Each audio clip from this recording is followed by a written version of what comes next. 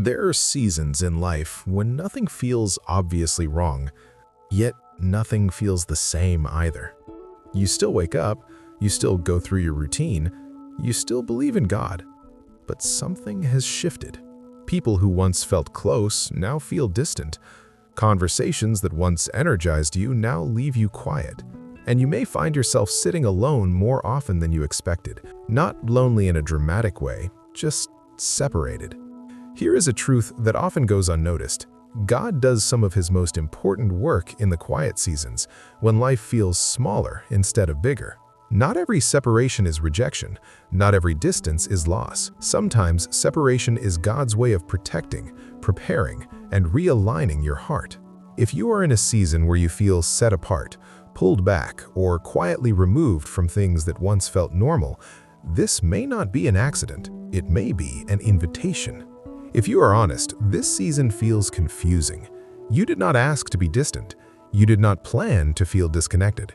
It just happened. You may notice that you no longer fit comfortably into certain spaces. You show up, but you don't feel fully present. You listen, but your heart feels elsewhere. You might feel misunderstood, even by people who care about you. You don't feel better than anyone, just different. And sometimes that difference feels heavy. You may wonder if you're becoming too serious, too quiet, too reflective. At times, you may even question yourself. Why don't I enjoy what I used to? Why do certain conversations feel empty now? Why do I feel alone when I'm trying to follow God? And beneath all of that, there is a deeper concern you may be afraid to say out loud. Is God distant from me too? Let me gently reassure you. God's silence does not mean his absence. Very often, when God is closest, he speaks less because he is shaping more. God does not separate people randomly. He separates intentionally.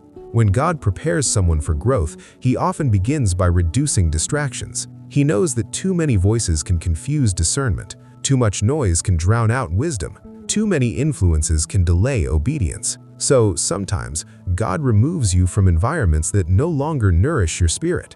This is not about judging others. It's about guarding your heart. You are not being pulled away because you are weak. You are being set apart because something in you is maturing. Separation often happens when your inner life starts changing faster than your outer life. Your values deepen. Your tolerance for surface-level living decreases. Your hunger for meaning becomes stronger than your desire to belong. And God, in his kindness, creates space so that change can take root without resistance. Think about it this way. Seeds grow best underground, unseen, in silence.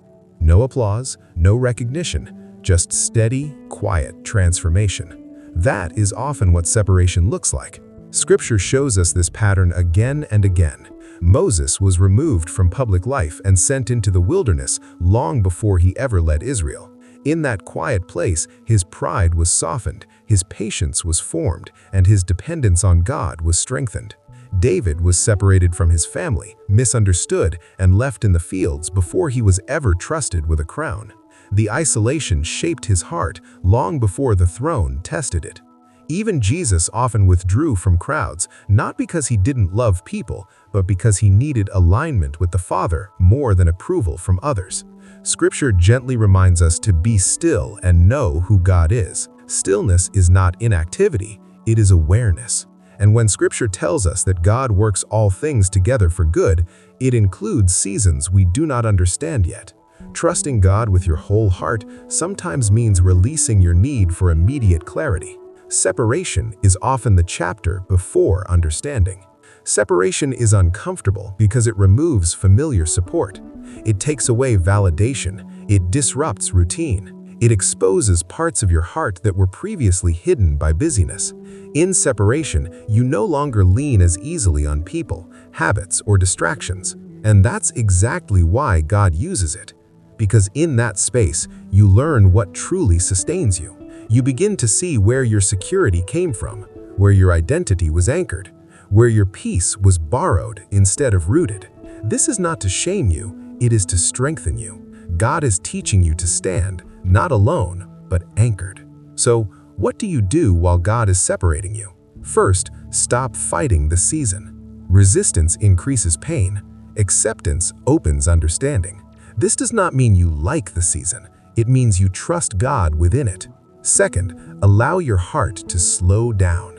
This is not the time to rush decisions or force clarity. This is the time to listen. Notice what brings peace now. Notice what drains you now.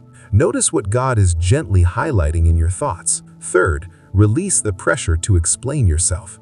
You do not owe everyone access to your inner process. Growth often happens privately before it ever becomes visible publicly. Fourth, invest in your relationship with God simply and honestly. Not longer prayers, truer ones. Not more activity, deeper awareness. Talk to God throughout your day. Sit quietly without needing answers. Read scriptures slowly, letting it shape you rather than rushing to interpret it.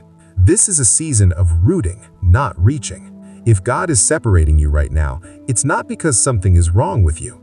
It's because something is being refined within you. This season is not empty. It is intentional. You are not being cut off. You are being set apart. You are not losing direction. You are gaining alignment. In time, clarity will come. New connections will form. Purpose will feel more settled. But for now, it is enough to know this: God is near. God is patient. And God is trustworthy. You do not need to rush this season. You only need to remain open within it. Rest in the quiet. Trust the process. And know that what God is doing now is preparing you for what comes next.